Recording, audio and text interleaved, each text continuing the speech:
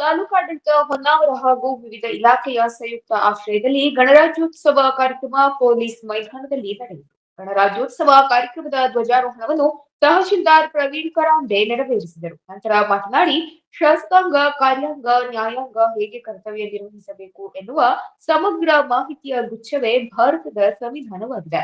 ಭಾರತವನ್ನು ವಿವಿಧತೆಯಲ್ಲಿ ಏಕತೆ ಸಾಧಿಸಿರುವ ವಿಶಿಷ್ಟ ದೇಶ ಎಂದು ಕರೆಯಲಾಗುತ್ತಿದೆ. ನಾವೆಲ್ಲರೂ ಒಂದೇ ತಾಯಿಯ ಮಕ್ಕಳು ಎನ್ನುವ ಐಕ್ಯತಾ ಭಾವ ಬಲವಾದರೆ ದೇಶ ಪ್ರಗತಿಯನ್ನು ಸಾಧಿಸಲು ಸಾಧ್ಯ.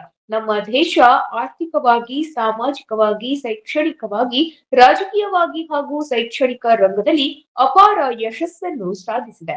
ನಮ್ಮ ರಾಷ್ಟ್ರ, ರಾಷ್ಟ್ರಧ್ವಜ, ರಾಷ್ಟ್ರ ಗಡಿ ಹಾಗೂ ಸಂವಿಧಾನವನ್ನು ನಾವು ಗೌರವಿಸಬೇಕು. ರಾಷ್ಟ್ರದ ಸಂಸ್ಕೃತಿಯನ್ನು ನಾವು ಕಾಪಾಡಿಕೊಳ್ಳಬೇಕು. ಸಮಗ್ರ ರಾಜ್ಯದ ಐಕ್ಯತೆ, ಸರ್ವಾಂಗೀಣ ಅಭಿವೃದ್ಧಿ ಹಾಗೂ ದೇಶದ ಭದ್ರತೆ ಕಾಪಾಡಿಕೊಳ್ಳುವುದು ಪ್ರತಿಯೊಬ್ಬ ಭಾರತೀಯನ ಆದ್ಯ ಕರ್ತವ್ಯವಾಗಿದೆ. ಅದರಂತೆ ನಾವೆಲ್ಲ ಭಾರತೀಯರು ಎಂಬ ಐಕ್ಯತೆ ಸಾಧಿಸಿ ರಾಷ್ಟ್ರದ ಸರ್ವಾಂಗೀಣ ಅಭಿವೃದ್ಧಿ ಹಾಗೂ ರಾಷ್ಟ್ರದ ರಕ್ಷಣೆಗೆ ಹೋರಾಡಲು ನಾವೆಲ್ಲ ಕಂಕಣಬದ್ಧರಾಗೋಣ ಎಂದರು. ಭಾರತ ಪುಣ್ಯ ಭೂಮಿಯಾಗಿದ್ದು ಜಾತಿ, ಧರ್ಮ, ಭಾಷೆಯ ವಿಷಯದಲ್ಲಿ ಭಿನ್ನಾಭಿಪ್ರಾಯ ಮಾಡಿಕೊಳ್ಳದೆ ನಾವೆಲ್ಲರೂ ಒಂದೇ ಎನ್ನುವ ಭಾವನೆ ಮೂಡಿಸಿಕೊಳ್ಳೋಣ. ಯುವ ಶಕ್ತಿ ದುರಾಸೆ ಹಾಗೂ ದುಶ್ಚಟಗಳಿಗೆ ಬಲಿಯಾಗದೆ ದೇಶಕ್ಕೋಸ್ಕರ ದುಡಿಯೋಣ.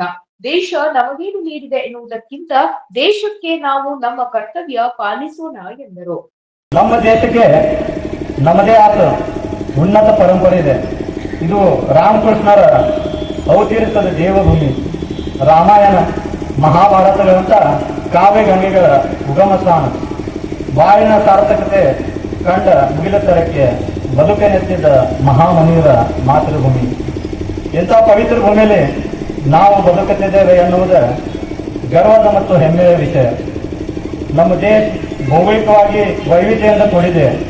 ಭಾರತದ ನಾನಾ ಭಾಗಗಳಲ್ಲಿ ವಾಸಿಸುವ ಜನರ ಕೂಡಿಗೆ ಸಂಸ್ಕೃತಿ, ಭಾಷೆ, ಧರ್ಮ, ಕಸುಬು ಭಿನ್ನ ಭಿನ್ನವಾಗಿದ್ದರೂ ಸಹ ನಾವು ಭಾರತೀಯರೇ ಎನ್ನುವ ಏಕತಾಭಾವ ಎಲ್ಲರೂ ಮನೆ ಮಾಡಿದೆ.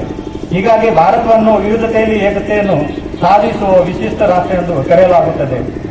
ಇಂಥ ಪುಣ್ಯ ಭೂಮಿಯಲ್ಲಿ ನಾವು ಜನ್ಮಿಸಿದ ನಾವು ಜಾತಿ, ಧರ್ಮ, ಪಂಗಡ, ಪ್ರದೇಶ, ಭಾಷೆ, ನೆಲ, ಜಲಗಳ ವಿಚಾರವಾಗಿ ಪರಸ್ಪರ ದ್ವೇಷ ಕಟ್ಟಿಕೊಳ್ಳದೆ ಪ್ರೀತಿ, ವಿಶ್ವಾಸ, ಗೌರವಗಳನ್ನು ಬೆಳೆಸಿಕೊಂಡು ರಾಷ್ಟ್ರೀಯ ಭಾವೈಕ್ಯತೆಯನ್ನು ಬಲಪಡಿಸಬೇಕಾಗಿದೆ.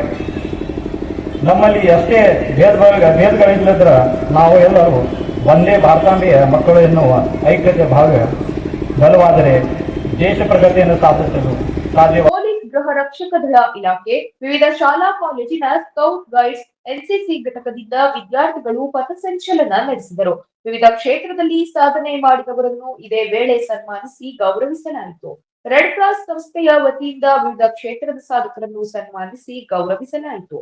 ಈ ಸಂದರ್ಭದಲ್ಲಿ ಗ್ರೇಡ್ 2 ತಹಶೀಲ್ದಾರ್ ಉಷಾ ಪಾವಸ್ಕರ್, ಗ್ಯಾರಂಟಿ ಯೋಜನೆಯ ತಾಲೂಕಾ ಅಧ್ಯಕ್ಷ ಸತೀಶ್ ನಾಯ್ಕ್, ಸಿಪಿಐ ಸಿದ್ದರಾಮೇಶ್ವರ, ಬಿಒ ವಿನಾಯಕ್ ಔಧಾನಿ, ನಿವೃತ್ತ ಉಪನ್ಯಾಸಕ ಡಾಕ್ಟರ್ ಜಿಪಿ ಪಾಟಣ್ಕರ್, ವಕೀಲ ಸಂಘದ ಅಧ್ಯಕ್ಷ ವಿಎಂ ಭಂಡಾರಿ, ಕಾರ್ಯದರ್ಶಿ ಉದಯ್ ನಾಯ್ಕ್, ಪಟ್ಟಣ ಪಂಚಾಯತ್ ಮಾಜಿ ಸದಸ್ಯ ಶಿವರಾಜ್ ಮೆಸ್ತಾ, ತಾರಾ ಕುಮಾರಸ್ವಾಮಿ, ತಾಲೂಕಿನ ವಿವಿಧ ಇಲಾಖೆಯ ಅಧಿಕಾರಿಗಳು ಉಪಸ್ಥಿತರಿದ್ದರು. ಯುವಜನ ಸೇವಾ ಕ್ರೀಡಾಧಿಕಾರಿ ಸುದೀಶ್ ನಾಯ್ಕ್ ಕಾರ್ಯಕ್ರಮ ನಿರ್ವಹಿಸಿದರು. ಸಭಾ ಕಾರ್ಯಕ್ರಮದ ನಂತರ ಸಾಂಸ್ಕೃತಿಕ ಕಾರ್ಯಕ್ರಮ ನಡೆಯಿತು.